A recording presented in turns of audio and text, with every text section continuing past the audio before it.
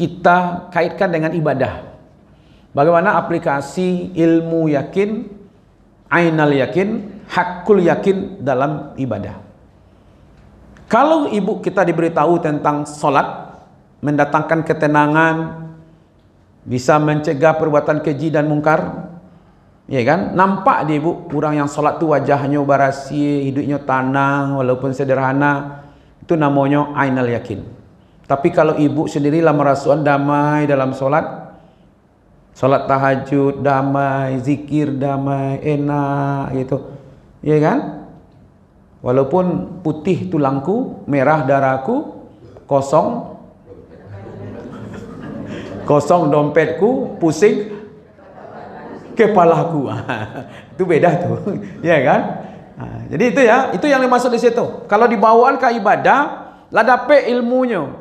Bahasa ibadah tu membuat kedamaian. Ibadah solat tahajud tu itu derajatnya tinggi di sisi Allah. Allah akan angkat.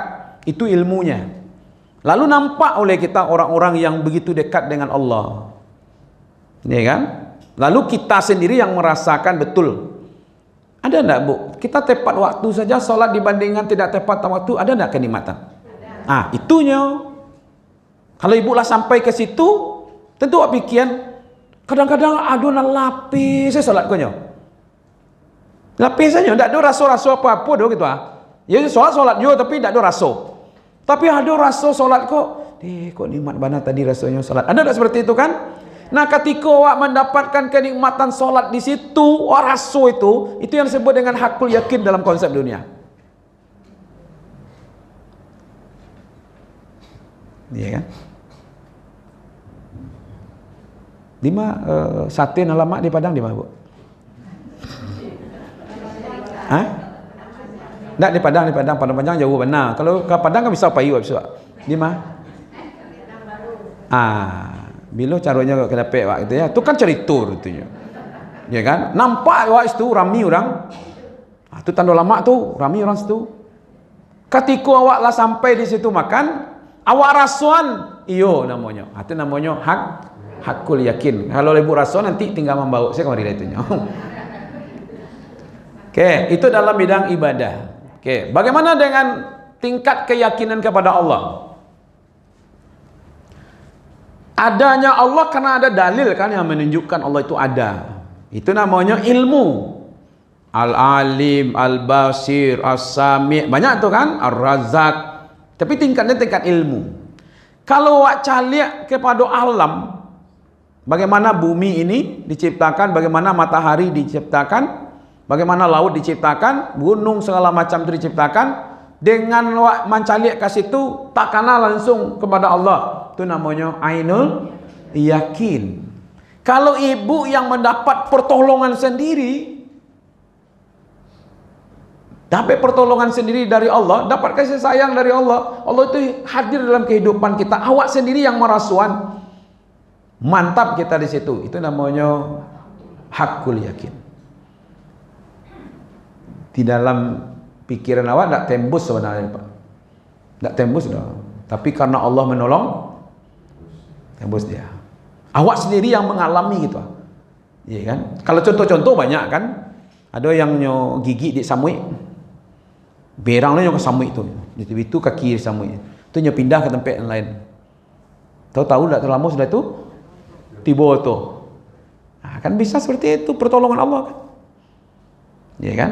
Kan ada namanya mukjizat kepada Nabi dan Rasul. Jadi pertolongan Allah kepada Nabi dan Rasul itu peristiwa luar biasa yang terjadi kepada Nabi dan Rasul, itu namanya mukjizat.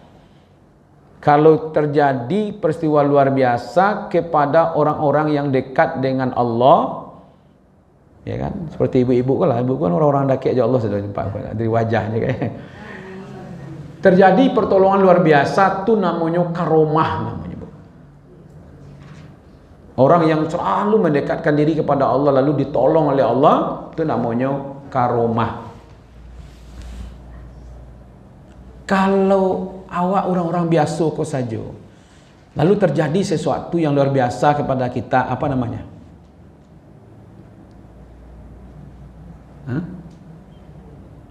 Namanya mau'unah. Ibu bawa motor di jalan raya tuh, mendadak, ya kan, awak lampu merah, hijau, di truk tuh lampunya merah, tapi di remnya bolong, nyotari saja. Awak dia menyangkut awak di hijau, awak tarik loh, betar jadilah Lego motor jo truk, nak Lego kambiang loh bu. Kalau Lego kambiang nak dua buang Jawa dah, nyo kambiang apa Lego mah. Motornya cair bu, hancur. Awak berguliang-guliang di bawah truk tuh, tagak seorang. Itu namanya maunah. Ya, pertolongan yang diberikan oleh Allah kepada orang biasa, ya kan? Nah, konsepnya bu, apa bedanya dengan sihir? Apa bedanya dengan sihir? Sihir kan bisa juga terjadi hal yang luar biasa. Ketika Fir'aun, tukang-tukang sihirnya melemparkan tali tamali, dia jadi ular. Nabi Musa melemparkan tongkatnya jadi ular. Yang satu mujizat, yang satu sihir. Konsepnya sederhana saja. Kalau itu mujizat, kalau itu karomah, kalau itu maunah, konsepnya satu, tidak bisa dipelajari. Kalau bisa dipelajari, sihir dia. Yang kedua, tidak bisa diulang sekehendak hati kita. Jadi kalau bisa dipelajari, maka sihir itu kan samar-samar bu. Ini bukan ular, tapi berbentuk ular. Jadi kalau ada nanti diajar, dipelajari, bisa dia melakukan sesuatu, kayak di TV itu sihir tuh. Bisanya membengkok niko, bisanya mengikut niko, bisanya ikut niko, itu sihir tuh. Yang bahasa kerennya itu sulap. Kalau bisa diulang-ulang dengan kehendak hati orang yang bersangkutan atau bisa dipelajari, itu bukanlah mukjizat, dan itu bukanlah karomah, dan itu bukanlah maunah. Patang kejadian. Berapa orang ustadz mampir di rumah makan. Ya. Pas masuk ke rumah makan itu kosong. Kecuali pemilik rumah makan. Akhirnya makanlah satu meja. Baru datang di situ, datang orang belanja bu. Panuh sih kok, panuh. Ya kan? Karena dia ustaz kau tadi, buya-buya kau tadi pak, nyo makan di situ. Tentunya dulunya siap. Pas minta dihitung, orang punya rumah makan tidak mau. Tunggu dulu ya pak. Nah, itulah dia. Tambahnya minum, ya kan? Itu dia minta. Itulah kami kawan kelek. Tunggu sebentar pak.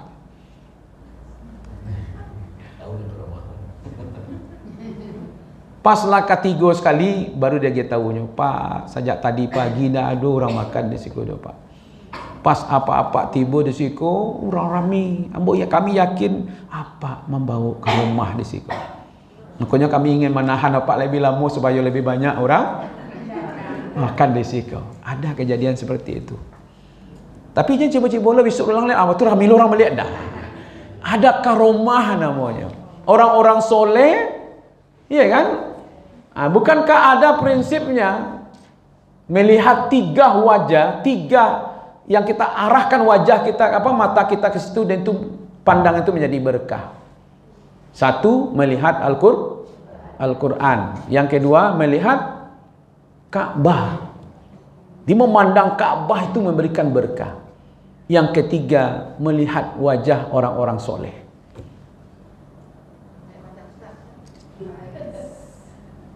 Ya kan? Carilah orang-orang soleh, siapapun bu, mau perempuan, mau laki-laki. Ya, tapi jangan pandang istri orang, itu aja masalahnya. Soleha ustaz itu tidak, itu maksudnya gitu ya. Nah, jadi ada karomah, ada maunah, ada mujizat. Mujizat itu adanya kepada nabi dan rasul. Itu tentang ilmu yakin, ainal yakin, hakul yakin. Kalau kita yang sudah mendapatkan pertolongan dari Allah, apa tidak yakin? Maka itu jangan pernah lagi ngomong ibu-ibu, ambo ndak nyangko. Ndak ada lagi, Bu. Ambo ndak bisa, ndak nyangko lo bisa ketampai tahap iko. Ambo ndak nyangko lo bisa seperti iko. Ambo ndak nyangko lo bisa dapet seperti iko. Ambo ndak nyangko kalau begitu kemana aku selama ini, kata Allah. Tolong hati-hati ya. Ndak ada lagi kira-kira seperti itu deh. Ndak nyangko lo awak sianu itu ndak bisa seperti itu. Ndak. Di mana tak Allah? Apalagi kepada diri kita. Tak nyangka lah bisa mencapai seperti ini. Kalau begitu, aku kemana menurut kamu selama ini? Apa saya tak berperanan memberikan kepadamu? Maka itu dalam ilmu akidah, tauhid, merusak hal seperti itu. Apalagi kalau heran kepada diri kita. Bo heran loh, bo rasul-rasulnya. Enak, rasul-rasulnya tak bisa seperti itu. Kata Allah, engkau memang tak bisa, cuman aku aja beri kamu seperti itu. Iya kan? Kita tidak tahu, Pak. Saya kalau udah membimbing pembimbing umroh haji itu, Allah memberi kepada saya itu ibu-ibu 3 kali pelatihan menjadi pembimbing haji dan umroh. Kali 10 hari, Bu. Berarti lebih kurang sebulan. 2 kali di Padang, 1 kali di Medan. Jadi kalau aku memberikan pelatihan tuh, ya, layani jemaah itu sepenuh hati, beri yang sebesar-besarnya sampai yang sekecil-kecilnya. Karena kita tidak tahu amalan yang mana yang akan memberikan kita kesempatan untuk pergi haji atau umroh.